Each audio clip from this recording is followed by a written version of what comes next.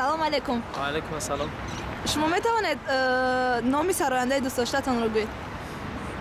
من نژاد دولتова. شما یک چند مصرع از سرودهایش زمزمه کرده میتوانید؟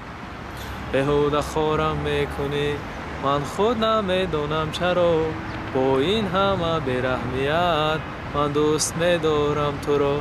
سلامت باشید. سلام علیکم. شما از سرایندگان تاجیک کدامش را دوست می‌دارید؟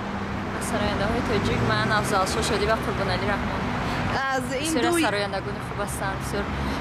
سرودهای پرمعنی دارند. یعنی برای درک آن بسیار تفکر عالی در کار است که برای درک همون سرودهای آنها روی. خوب سلامت باشید و میتوانید یک چند مصرع از سرود آنها زمزمه کنید؟ سرود قربان علی رحمان.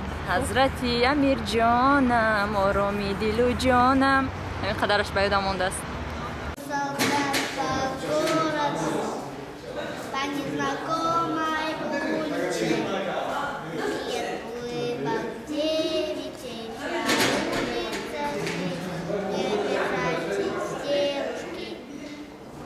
Солдата главное, чтобы его далекое любимая ждала. Идет солдата по городу, по незнакомой улице.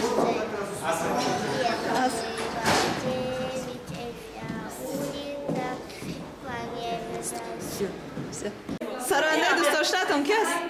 سراینده دوست داشته من شبنم سریا. میتوانید چند مصرع از سرودی دوست داشته‌تان زمزمه کنید؟ البته من سرودهای شبنم سریا رو همش رو میپسندم و حاضر 4 مصرع یکی از شعرهای آن رو برایتون میسرایم. دلم اسیر زندون آروم نمیگیرم جون. دوست داشته من پیش خلق جمهوری تاجیکستان افضل شاه شادی. شما میتوانید چند مصرع از سرودهای زمزمه کنید؟ با آهنگ؟ به آهنگ با آهنگ فرق نداره.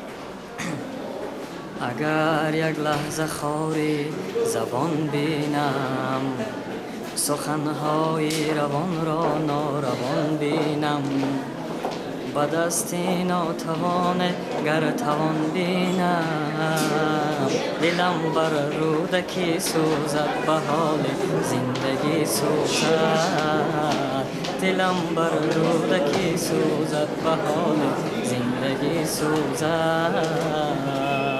سراینده دوست داشته شما кадом است؟ Я даже не знаю. Их много. Ну, назовите одного, пожалуйста.